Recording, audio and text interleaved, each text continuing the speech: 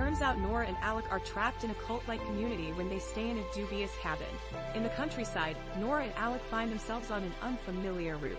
Nora grows annoyed as she realizes they are lost. Not long after, they stop at an abandoned diner. To find a bathroom, Nora excuses herself and walks to the back of the facility, where she discovers some important items like a wallet and a phone that have been left behind by a camp. As she draws the way, she unknowingly passes by a pile of human skeletons. She then tosses them back and goes about her business, unaware that a human skull lies nearby. Despite telling Alec about the abandoned campsite, he isn't interested because he is worried about running out of gas soon. They keep on driving until they spot a woman with a broken car. Alec offers to help her with his jumper cables, and the woman accepts. While he tries to fix the car, Nora asks why Alec hasn't already married her. The woman takes offense at this and says people like Nora are irresponsible and privileged, so Nora tells her it's none of her business. As Nora reminds the woman that they are helping her, the woman reveals that she has never requested assistance. As a result, Nora informs Alec that she and Alec are leaving the woman without fixing the car. As they drive away, Nora complains about Alec jumping in to save the day for the crabby woman. He defends that he was being nice, but his girlfriend notes that she avoids the country to avoid people like her. Eventually, they reach a diner and decide to eat. When Alec finishes their burgers, he notices a strange man staring at them from the back room. It is Nora's belief, however, that he is probably just curious about visitors. In the car, Alec asks Nora if she is okay, and she replies that it was no big deal. The man suddenly grabs Nora's arm and warns her that she is not safe in town. When Alec intervenes, the man lets go. When they reach a gas station, Alec asks the cashier if there are any hostels nearby. The cashier tells them about a cabin just down the road, so they return to their car. The cashier watches them as they leave. Nora notes that she wants to see the place before deciding to stay there while they drive to it. Instead of getting into an unwanted accident while driving during the night, Alec insists on taking a break. Upon reaching the cabin, they notice a lot of parked cars, so Alec interprets this as a sign that other people are inside. After entering the cabin, Nora asks Alec if they could just leave.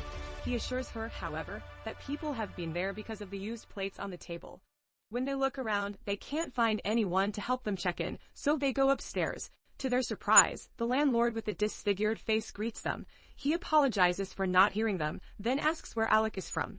After this, the landlord leads them to the cabin, which happens to be isolated from others. Due to the absence of regulars visiting, he turned the cabins into motels. He explained it used to be rented by Boy Scout troops or church groups. The landlord notes that he has been running the place since 1989, when Alec casually asks him how long he has been there. After he stumbled upon the place and fell in love with it, he rambled about driving away from everything he knew. Upon seeing the motel, he immediately asks for a job to fix up the cabins. Mrs. Anderson used to own it, but she passed away 4 years ago, leaving it to him. The landlord gets offended and loudly shuts the door as he leaves. Nora cuts the dialogue short and says they need a break. In spite of Alec's confrontation with Nora about her rude approach, their sleep is sound as they prepare for bed, unaware that the figure beneath their bed is lurking. When morning comes, the figure moves out of bed, revealing himself as a man with a sheep mask. He towers over the sleeping couple and leans closer. Nora wakes up in a cage later that day. A man in a goat mask appears and bangs her cage to make her shut up, while Nora struggles to free herself. After this, he abruptly leaves. Nora breaks the lock with a stone, but the man returns with another man in a cow mask, who pours a liquid substance over Nora, causing her to lose consciousness. A rabbit-masked vet rushes into the barn and forces something between Nora's legs, and she can't do anything but scream as she is tied to a chair. Nora wakes up tied to a chair with her legs spread open. Despite Nora's cries and screams, the vet simply walks out of the barn. She is inseminated like livestock. After the process weakens her, Nora is unable to fight back when two masked men enter the barn and transport her. Nora is towed in a wagon by men in cow masks. She observes as she is transported that these animal-masked people have an entire community of their own. Nora is dumped into a stable shortly after the wagon stops. Upon being alone, Alec immediately tries to open the window, but it doesn't work. While the women are kept in stables, the men are kept in tiny cages. Unfortunately, Alec suffers the same fate and even has a muzzle in his mouth. All of the other men have given up and are just waiting to die, even though he desperately screams for help for them. 3 masked men suddenly enter the stables. They secure one captive man with a control pole, then hammer him in the head. After this, they do the same with another captive. While Alec witnesses this, he freezes, then becomes hysterical, rattling his cage in sheer fear.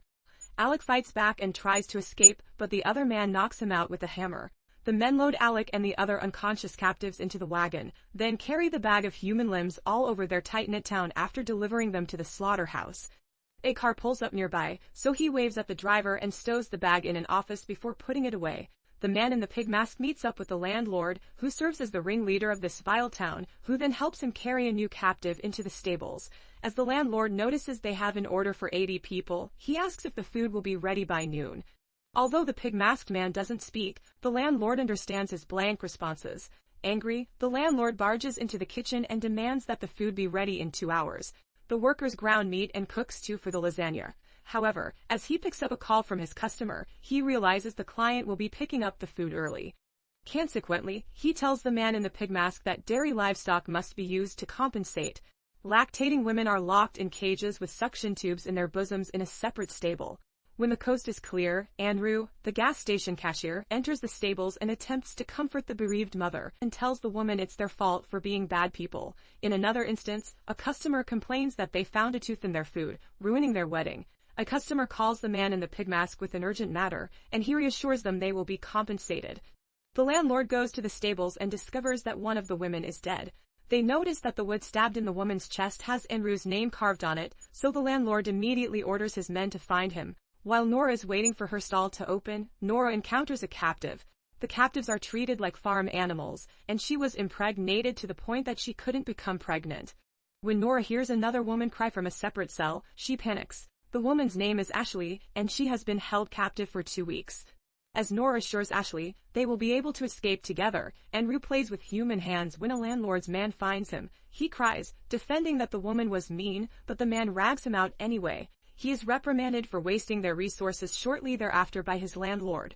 The farmhands are supposed to feed the captives as a punishment. However, he accidentally tips the bucket and runs out of the greenhouse. The man in the pig mask seeks him out and finds him running.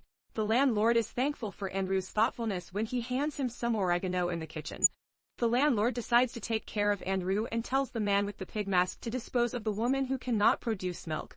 The stablesmen enter the stall next to Nora and tie up the other woman.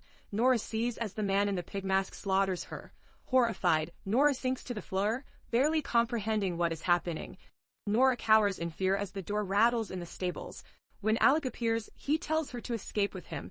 The two make their way out of the stables, avoiding the farmhands. Soon, they find a truck, but it won't start. When Nora tries to turn the engine on, the farmhand gets alerted, so she helps Alec hide. They circle the vehicle and see the farmhand barely a few steps away. The man rushes away as a bell rings in the distance. As they continue to flee, Nora and Alec find a church. Thinking it is safe, Nora takes Alec inside and finds plastic-covered pews. Nora finds a sharp object on the altar, while Alec notices a mural on the wall depicting Jesus and his followers, but their faces are concealed by animal masks. From the window, Alec spots the cow mask man, so they hide just before he enters. Nora watches as the man sits in front to pray, so she takes a chance to escape while he is occupied. As the couple desperately tries to escape, a floorboard creaks, and a man rings the church bell to alert the others. Alec is caught in a bear trap while the couple tries desperately to escape. Nora tries to help him, but as the farmhands approach, she must save herself. Just then, the farmhands steam up, carrying a huge rock and dropping it on Alec's head. As Nora hears the crisp sound of his crushed skull, she continues her escape, crying. Before Andrew and the landlord enter, she hides in the mill stables. The man tells Nora that there is a functional bus that the farmhands use to transport their victims as they search the other end of the stables. As Nora runs out, and returns just as she runs, and he and the landlord smile as she thanks him and heads out. He also tells her where the keys are, so Nora thanks him and heads out. She tries to hide from the masked people as she goes to the keys. Just then, she passes by a gas station and finds a masked man riding away in a car. She follows him and ends up in a parking lot. She kills the masked man there with a hammer. When a farmhand suddenly appears, Nora rushes to the car to escape. The car struggles to start at first, but she manages to drive away. She smiles hugely, relieved that she finally escaped. A few moments later, the engine fails, and Nora has no choice but to get out and run. The farmhands chase after Nora, who runs into the kitchen and basement. Seeing a window, Nora tries to escape through it, finally opens the window, but a man grabs her ankle as she climbs out. In order to run away, she stabs him with the sharp object that she got from the church. She sees the bus the man mentioned, and since it is close to the stables where Ashley is, Nora decides to get her. Ashley is afraid to go with her. When they get on the bus, they realize they don't have the keys, so they run to the nearby house to get them. Nora finds the keys and they immediately run back to the bus. She starts the engine and smiles, knowing they're finally free. In the meantime, Ashley has fallen silent. To their horror, all the farmhands are sitting at the end of the bus, staring at them. Soon, the masked people gather around the dinner table with the two women served with apples in their mouths. If you like the video, don't forget to like and subscribe the channel. Thank you for watching.